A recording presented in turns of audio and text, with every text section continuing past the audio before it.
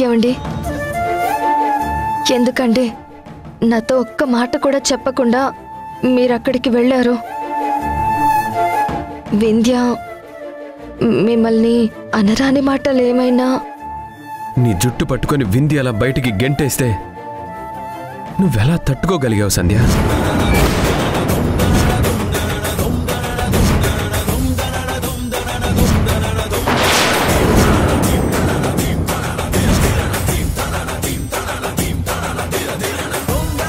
నా సంధ్య ఎప్పుడు మంచే కోరుకుంటుంది, స్నేహం కోసం ప్రాణం ఇస్తుంది.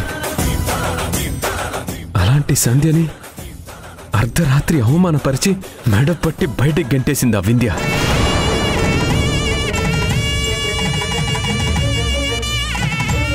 అలాంటి వింధ్య కోసమా నువ్వెన్ని రోజులు ఆలోచించింది? అలాంటి వింధ్య కోసమా నువ్వెన్ని రోజులు పరితపించిపోయింది?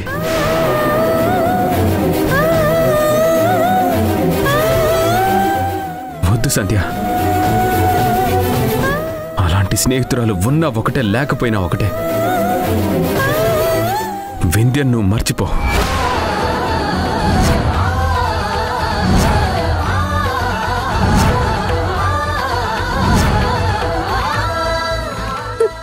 నీకు దండం పెడతాను, నా వింధ్యని మర్చిపోయి నేను బ్రతకలేను. ఈ ఊర్లో ఉంటే నా ప్రాణమంతా వింధ్య వైపే లాగుతుంది. వింధ్యతో మాట్లాడాలనిపిస్తుంది, వింధ్యని చూడాలనిపిస్తుంది. వెళ్ళిపోదామండి, మనం ఈ ఊరికి దూరంగా ఇంకెక్కడికైనా వెళ్ళిపోదాం.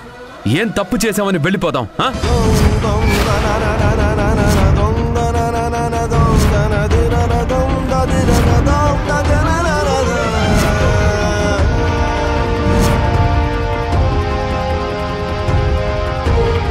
వింధ్యతో స్నేహం చేయడం నీ తప్ప?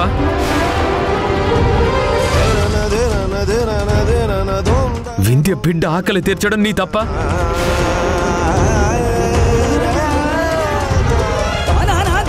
వింధ్య హాస్పిటల్లో ఉందని భర్తకి కుటుంబానికి దూరంగా వాళ్ళ అత్తగారి మాట కోసం తన బిడ్డ కోసం ఆ ఇంట్లో అడుగు పెట్టడం తప్ప?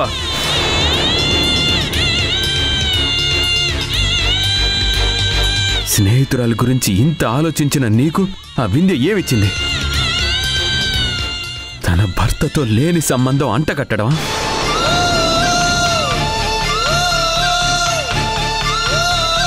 నిన్ను జుట్టు పట్టుకొని అర్ధరాత్రి వర్షంలో బయటికి గెంటేయడమా?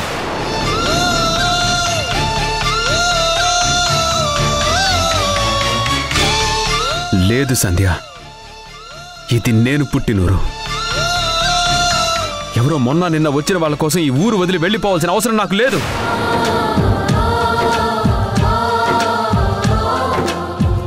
వింధ్యని మొహం చూడని భీష్మించి కూర్చున్నప్పుడు నువ్వేం ఆవిడ గారి మొహం చూడాల్సిన అవసరం లేదు కదా. ఆవిడికి అవసరం లేని స్నేహం నీకు వద్దు. నువ్వు వింధ్యని మర్చిపో.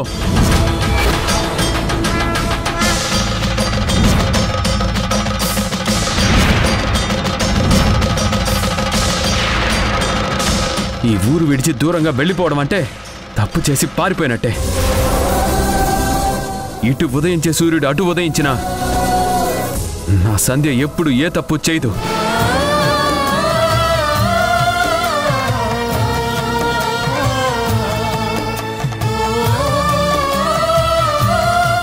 ఆ వింధ్య నీ మీద 100 నిందలు వేసినా, ఎన్ని తప్పుడు వరుసలు కలిపినా నా సంధ్య అంటే ఏంటో నాకు బాగా తెలుసు.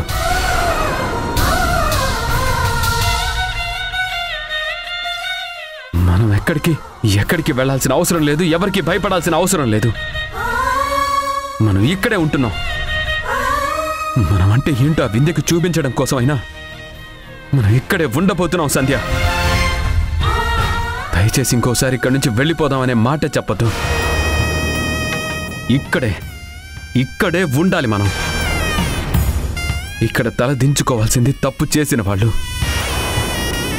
ఏ తప్పు చేయని నా సంధ్య కాదు.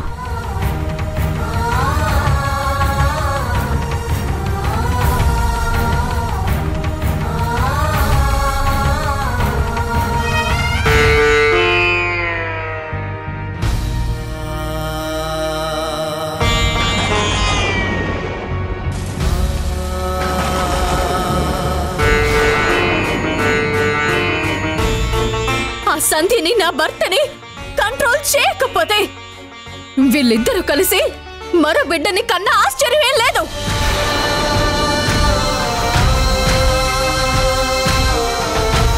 మీ ఇంట్లో ఉండాల్సిన నీ భార్య నీతో కాకుండా పరాయి మగాడితో తిరుగుతుంటే నువ్వేం చేస్తున్నావు?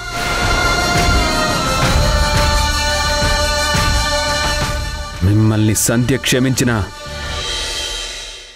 నేను క్షమించను వింధ్య గారు.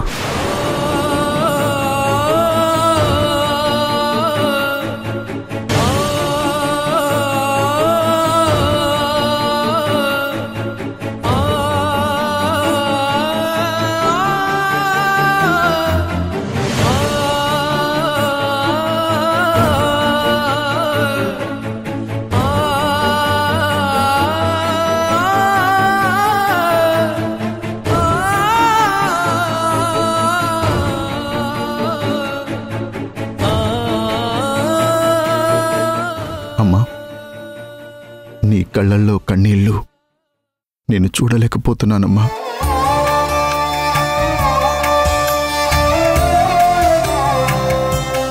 నీ మౌనం ఈ ఇంట్లో తెలియని భయంగా ఉందమ్మా. అమ్మా, వింధ్య మాటలేమీ నువ్వు పట్టించుకోవద్దు. రేపో మాపో నేను తనతో మాట్లాడి అన్ని ప్రాబ్లమ్స్ సాల్వ్ చేస్తానమ్మా.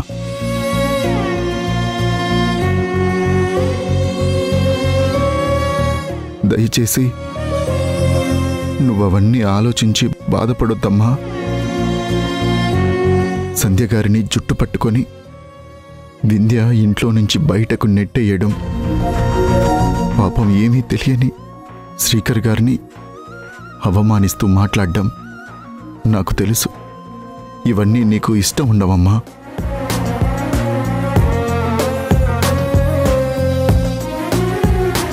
నిన్ను మానసికంగా ఇబ్బంది పెట్టే ఈ విషయాలు నువ్వు మనసులో దాచుకొని బాధపడొద్దమ్మా.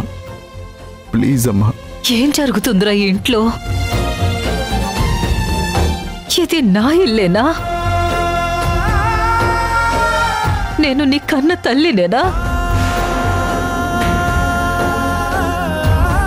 నేనసలు వింధ్యకి అత్తేనా? ఏంట్రా వింధ్య అలా మాట్లాడుతుందేంటి?